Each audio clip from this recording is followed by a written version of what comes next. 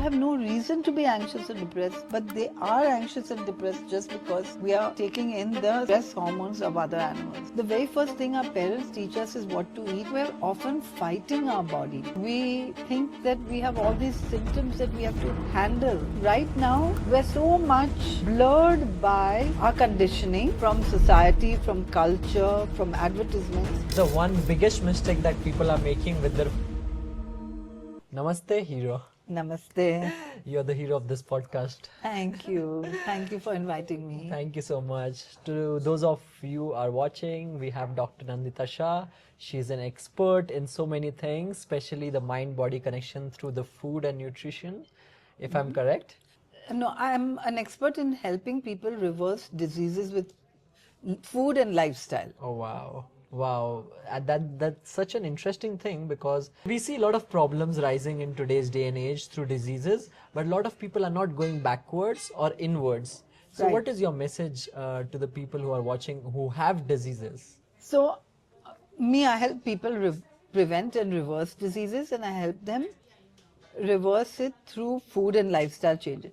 I believe that our body always works to heal, and symptoms are only our body's way of telling us something, like that we need to change something or we need to do something. And if we listen to our body and follow the guidance and follow our instincts, we can heal. But right now, we're so much blurred by our conditioning from society, from culture, from advertisements, that we don't know where we are. That's why I educate people on what should be our correct diet, what should we eat, how should we live, and the connection to, like today, so many people are suffering from depression, anxiety, and emotional health problems. And these are also connected in a large way to our food. So how can we put all of this in order?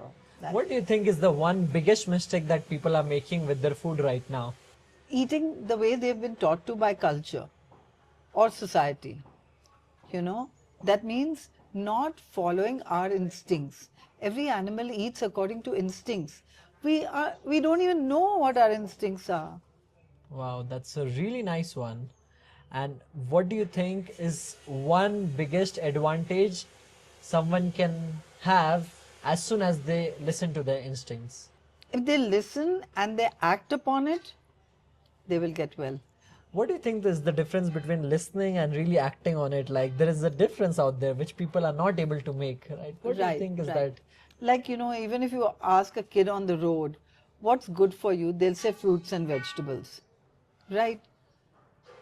And sometimes kids really believe that milk and meat are good for you because they've lost their instincts.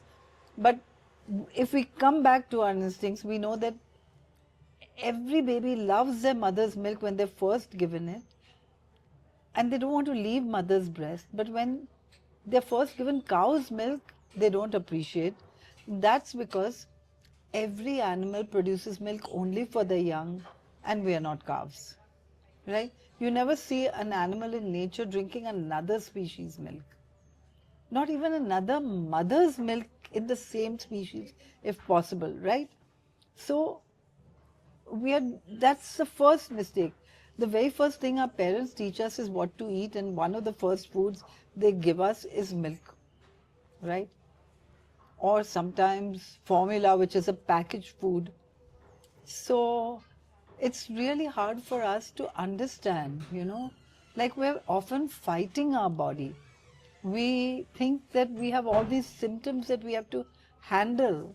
Oh my God, that's so true, so true. And a lot of people have one question on their mind right now, which is, what is the best, vegan, non-vegetarian or vegetarian? So I say we should eat and live the way nature or God designed us to eat and live. That means that instinctively, imagine if you're on a farm or an orchard and you see fruits and vegetables, you feel like picking them and eating them. If you see a chicken walk by or a goat or a cow, our mouth doesn't water. Maybe if it's cooked and put on a plate, we may salivate, but that's only because of conditioning, because Like a true omnivore or carnivore, we can't pounce on the animal, tear it apart, or eat it raw. So when meat is not our food and milk is not our food, and honestly with fish and meat it's the same. So if we can just eat what nature, God designed for us, then like all the animals on the planet, we will not get sick as easily. What about eggs? So the way we eat eggs today is we have these chickens laying 250 eggs a year instead of their normal 25. So when we manipulate an animal in order to produce more eggs, it's highly dangerous. We should not eat it at all. So that's the message to all the people who are eating eggs, because they say a lot they are lacking protein and they jump onto eggs. But egg is the largest package of cholesterol today. And today we have so many people with excess cholesterol. So why would you give yourself heart attacks if you can avoid it, right? And for those who love eggs, you can make things that taste exactly like eggs without using eggs. Like for example, I make omelets with chickpea flour and tofu and nutritional yeast and put lots of vegetables in. And my non-vegetarian friends and vegetarian friends, they love it because, I mean, it just tastes good, right? So how can we eat healthy without harming and without harming ourselves or any other creature on the planet? Because when we're eating animals, we're also taking away. Like, cows don't give milk. We're actually stealing milk from cows, right? For example, I was with a friend and, right now in Auroville where I live, they're cutting down trees and building roads and buildings. So there was this slightly aggressive male monkey that was going from place to place, and it went to our grocery store and it stole an egg. And this friend was telling me how terrible it was that this monkey had the guts to steal an egg. And I was thinking how desperate the monkey must have been, because monkeys don't want to come into human civilization if they can avoid it. But how desperate this monkey must have been to come in and take this egg. And then I told my friend, but anyway, we've stolen the egg before the monkey stole it. So why should we crib about the monkey stealing when we've already stolen from the chicken, right? So true. Thank you for answering that.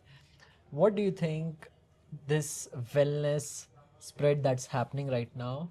Do you think more of the people, are they adapting to it or they are resisting? It depends on where they are in the, like, I openly tell people what I do. So the patients who come to me are always ready for it, right?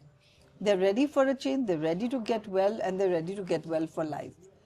But, today we also have so many people suffering from emotional problems.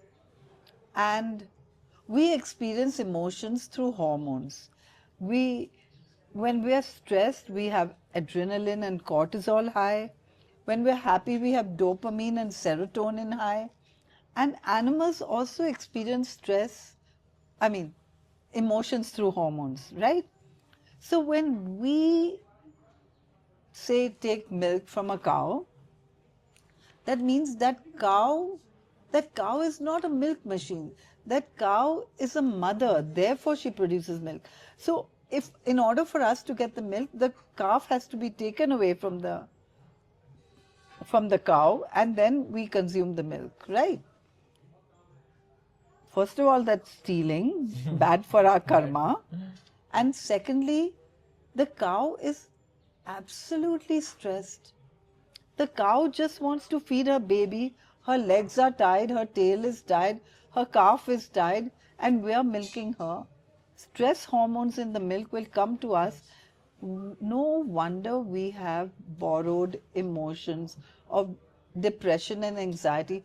Sometimes, people have no reason to be anxious or depressed, but they are anxious and depressed just because we are taking in the stress hormones of other animals.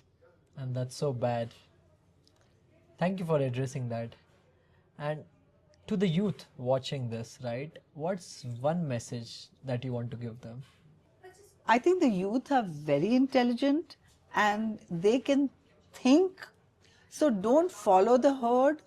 Think about everything you do and make intelligent choices.